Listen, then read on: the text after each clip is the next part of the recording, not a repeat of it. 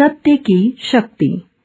धरती पर सभी प्राणियों में मन होता है, चाहे वह मानव हो, जीव जंतु या पेड़ पौधे। परंतु आघात होने पर केवल मनुष्य ही ऐसा प्राणी है जो अपने दुख का वर्णन कर सकता है। मन ही मनुष्य को मानव और मन ही उसे दानव बना सकता है। मन के कारण ही मनुष्य पशुओं से ऊपर उठा है, परंतु मन के ही कारण संसार के विचित्र जंजालों में फंसा है। मन के मननशील होने पर वह सत्य असत्य, सद्गुण दुर्गुण का भेद और अंतर समझ पाता है। जो मननशील है वह मन की लगाम कसकर पकड़े हुए सत्य की डगर पर अग्रसर रहता है।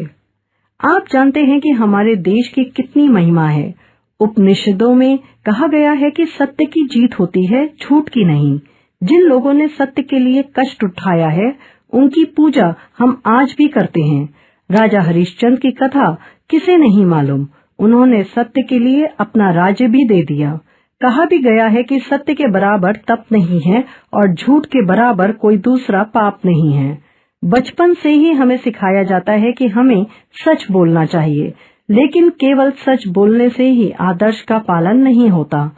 हमें सच की खोज करनी चाहिए और चाहे वह अप्रिय क्यों न हो, उसे स्वीकार करना चाहिए। अगर हम विचार करें तो हमें मालूम होगा कि संसार की उन्नति सत्य के सहारे ही हुई है। पहले आदमी प्रकृति की शक्तियों को ठीक ठीक समझते न थे। वे नाना रूप में उनको देखते थे। उनका विचार था कि इनमें भूत प्रेत रहते हैं। इसी कारण वे उनसे डराया करते थे और तरह तरह की पूजा से उन्हें प्रसन्न करना चाहते थे। जब तक यह हालात रहे, इंसान इन शक्तियों के भेद को न जान सका और इसलिए उनसे लाभ न उठा सका। और जब कुछ लोगों ने इस भेद को जाना और सत्य की घोषणा की, तब इनका समाज ने विरोध किया और किसी न किसी की हत्या की। आज प्रकृति की इन शक्तियों को हमने अपने वश में कर लिया है और हम इनसे अपना काम लेते हैं। विज्ञान द्वारा मनुष्य ने प्रकृति पर विजय पाई है। विज्ञान द्वारा हम अपनी दरिद्रता को दूर कर सकते हैं और जीवन को सुखी बना सकते हैं। लेकिन विज्ञान को सुगमता से विजय नहीं मिली है। एक लंबे अरसे तक उसे स्थिर स्वार्थों से लड़ना पड़ा है। यूरोप का इतिहास इसकी सत्यता को सिद्ध करता है। प्रचलित विश्वास का जिसने विरोध किया वही सताया गया। किसी को आग में जला दिया गया, किसी को सूली पर चढ़ा दिया गया। इतिहास में कई ऐसे भी क्षण आए जब सत्य को दबा दिया गया, कुचल दिया गया और इसका नतीजा केवल यही हुआ कि सदियों के लिए मनुष्य की तरक्की रुक गई।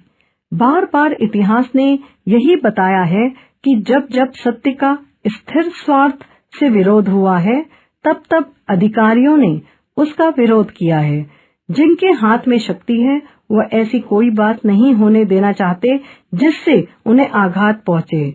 सत्य की बार बार हार हुई है और जब जब ऐसा हुआ है तब तब संसार में अंधकार का युग आया है और तरक्की में रुकावट हुई है। लेकिन अंत में सत्य की विजय हुई है। विज्ञान के विकास का इतिहास ऐसी मिसालों से भरा पड़ा है। शुरू में वैज्ञानिक प्रकृति के भेदों को जानने में लगे थे। इनमें भी अनेक बाधाएं पड़ी और कितने शहीद हुए। धीरे धीरे विज्ञान समाज के इतिहास का अध्ययन करने लगा। समाज और धर्म की उन्नति कैसे हुई, इस पर उसने प्रकाश डालना शुरू किया। उसने हमारे जमे हुए विश्वासों को हिला दिया और विश्वास के स्थान पर संदेह पैदा किया। उसकी रोशनी में हमारी पुरानी धारणाएं नष्ट होने लगीं। इससे हमारे दिलों में डर पैदा होने लगा और सत्य को अपनाने का हम में साहस न हुआ। विज्ञान ने धीरे धीरे जायदाद के संबंधों की छानबीन की और हमें समाज के वर्तमान भेदभाव, ऊंच नीच, गरीबी और बेकारी के कारणों को बताया। विज्ञान आज घोषित करता है कि यदि हमें अवसर दिया जाए तो हम समाज की समस्याओं को हल कर सकते हैं।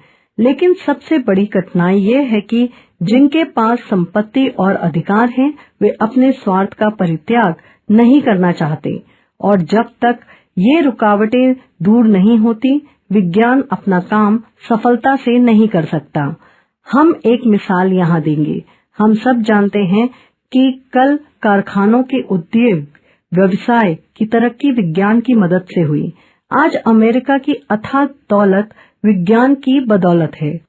लेकिन अब अवस्था ऐसी आ गई है कि विज्ञान से वह मदद नहीं ली जाती जो पहले ली गई थी। सन 1929 में संसार में मंदी हुई थी। हमारे देश पर भी उसका बुरा प्रभाव पड़ा था। गल्ला बहुत सस्ता हो गया था और दूसरी चीजें भी काफी सस्ती थीं। कारण ये था कि बास चीजों की पैदावार आवश्यकता से अधिक कहीं ज्यादा हो गई थी। कीमतों के गिर जाने से उद्योगपतियों को बड़ा घाटा हो रहा था।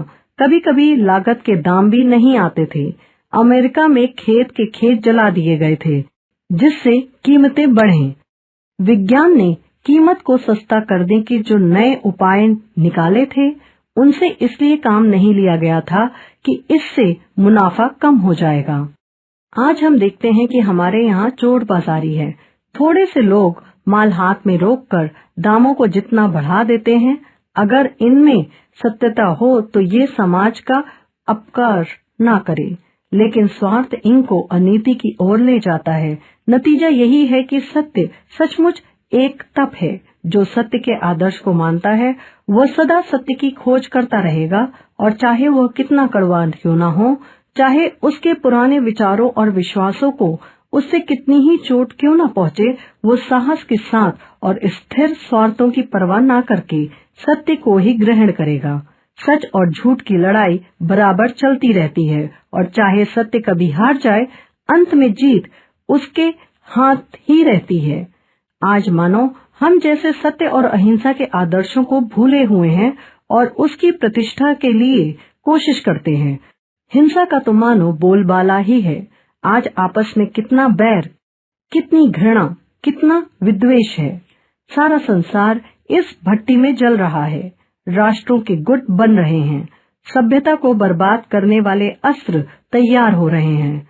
लेकिन इस निराशा में भी आशा की एक क्षीण रेखा है। गीता में कहा गया है कि थोड़ा भी धर्म बहुत बड़े भय से हमें बचाता है। थोड़े से लोग ही सत्य के लिए आत्म बलिदान करते हैं, और जब तक ये है, हमें निराश होने का कोई कारण नहीं है। मनुष्य गिर गिर कर उठता है, यही उसका बड़प्पन है। ईसा और गांधी ऐसे लोग उंगली पर गिने जाने लायक हैं, लेकिन इन्होंने सत्य और प्रेम के बल से संसार में एक नया युग ही उपस्थित कर दिया। ईसा को सूली पर चढ़ना पड़ा, गांधी को गोली खानी पड़ी, किंतु इस बलिदान ने संसार को हिला दिया। रोम का साम्राज्य न रहा, लेकिन ईसाई धर्म आज भी जीवित है। ईसाई धर्म ने बर्बर जाति के लोगों को भी पालतू बनाया और उन्हें दया धर्म की शिक्षा दी।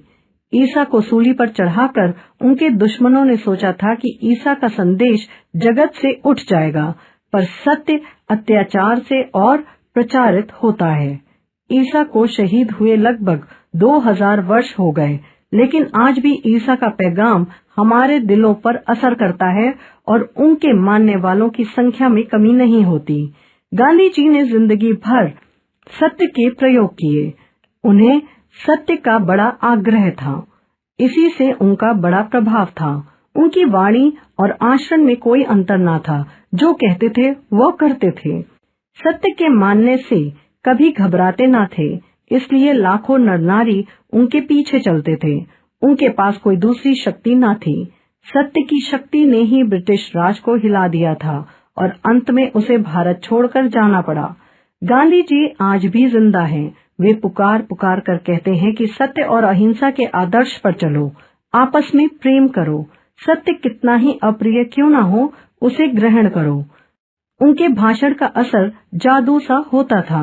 वे कोई बड़े वक्ता न थे, लेकिन उनके सत्य की व्याख्या व्यापक थी। वे केवल अहिंसा का ही उपदेश नहीं देते थे, किंतु हिंसा के कारणों पर भी विचार करते थे और उन्हें दूर करने की कोशिश करते थे। आज संसार को उनकी शिक्षा की कितनी जरूरत है। जब तक हम सत्य की महिमा को नहीं समझेंगे और तरह तरह के कष्ट उठाकर भी उस रास्ते पर न चलेंगे, तब तक हमारा कल्याण नहीं होगा। निर्भय होकर सत्य की प्रतिष्ठा कीजिए। आपस में समानता और प्रेम का व्यवहार कीजिए और सांप्रदायिकता से ऊपर उठिए।